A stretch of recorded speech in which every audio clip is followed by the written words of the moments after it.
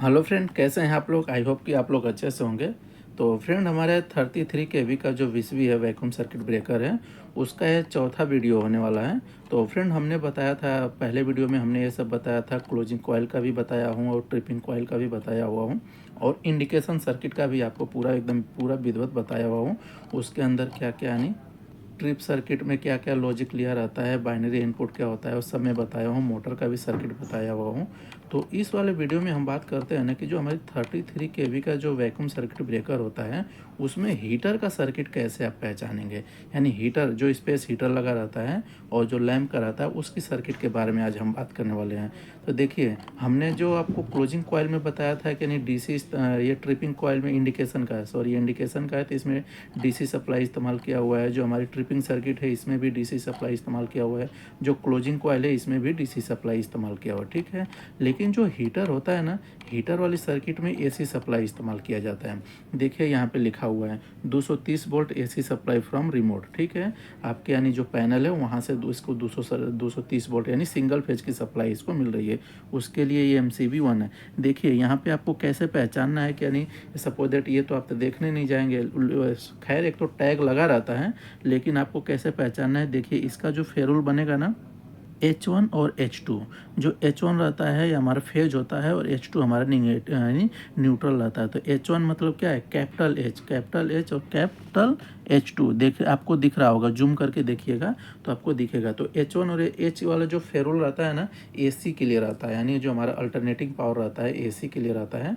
और J1 और J2 हमारा जे जो सीरीज रहता है वो DC के लिए रहता है। तो अब जैसे ही MCB को ऑन करेंगे, MCB को ऑन करेंगे तो आगे पावर जाएगा। देखिए यहाँ पे FN यानी FH यानी ये हीटर का फ्यूज है, यानी हीटर के लिए फ्यूज लगा हुआ है, ये न्यूट्रल लिंक है। ये आपको जो दिख रहा है यहाँ पे हीटर सर्किट भी लिखा हुआ है, जैसा कि यहाँ पे आप देख सकते हैं। तो देखिए इसमें 2 लैंप लगा हुआ है, 2 स्पेस हीटर लगा हुआ है और 2 थर्मोस्टेट है।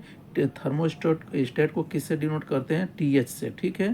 तो TH से थर्मोस्टेट लगा रहता है। देखेंगे थर्मोस्टेट को जब आप पैनल खोलेंगे ना, पैनल जब जहाँ पे केबल चैम्बर रहता है वहाँ पे बैक साइड जब खोलेंगे उसको, तो वहाँ पे देखेंगे तो थर्मोस्टेट पे क्या रहता है, थर्मोस्टेट पे मतलब जैसे नोब रहता है ना, जैसे अपने कैसे अपना प्रेस, जो इस्त्री करने वाला प्रेस रहता है, उसमें जब हम घुमाते हैं तो वोल्टेज जो टेम्प उसका बढ़ता है हीटिंग का, उसी तरह इसमें रहता है, सेट पॉइंट रहता है। तो 30 डिग्री पे सेट कर देंगे, 35 डिग्री पे सेट कर देंगे, 45 डिग्री पे सेट कर देंगे, तो उतने पे ये काम करेगा, यानी उतना तक जाएगा तो ऑटोमेटिक ये कट हो जाएगा। यदि फिर टेम्परेचर कम होगा तो फिर ये चालू कर देगा ये हीटर को। तो इस देखिए, हम जब इस वाले यानी यहाँ से MCB को ऑन करेंगे तो यहाँ से फ्यूज से होते हुए आगे पावर जाएगा। यहाँ पे एक स्विच लगा हुआ है, ठीक है, स्विच लगा हुआ है। इसके आउटपुट से 2 वायर, एक इधर जा रहा है, एक यानी इधर है, हीटर यानी थर्मोस्टेट 1 में जा रहा है, थर्मोस्टेट 2 में जा रहा है।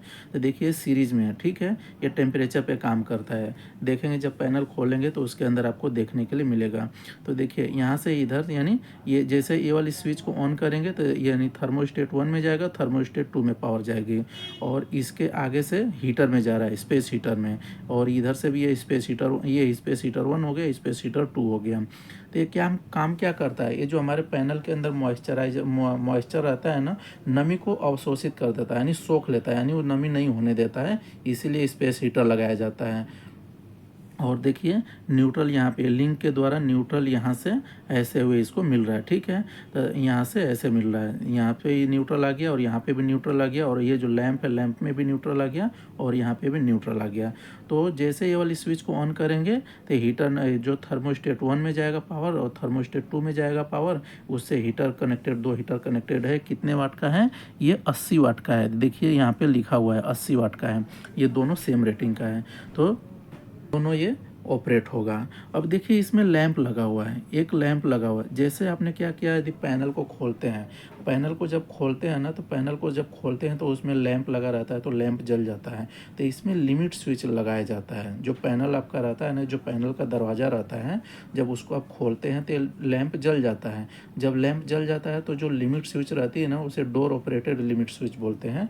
जैसे ही पैनल को आप क्या करेंगे, खोलेंगे, तो ये जो लिमिट स्विच लगा हुआ है, लिमिट स्विच में ये अभी क्या है, मतलब ऑन के कंडीशन का है। जब आप पैनल को खोले, जब पैनल को बंद करेंगे ना, तो जब पैनल को बंद करेंगे तो ये NO हो जाएगा, ये NO हो जाएगा, यानी ओपन कंडीशन में, तो ये लैंप बंद हो जाएगा।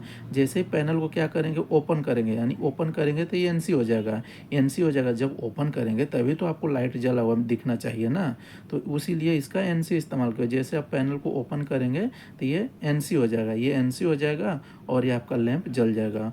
और यहाँ पे देखिए सॉकेट भी है। मान लीजिए आपको यदि 11 kV का पैनल को आप ओपन कर रहे हैं, यदि रिले में कुछ प्रोग्रामिंग करना हो या तो फिर रिले से डाटा लेना हो, तो वहाँ पे लैपटॉप की ज़रूरत पड़ जाएगी, या तो फिर कोई, तो लैपटॉप के लिए क्या हो गया, यहाँ पे सॉकेट यानी सिंगल फेज का सॉकेट लगा हुआ है, तो उसके लिए यानी उसके लिए भी एक स्विच है।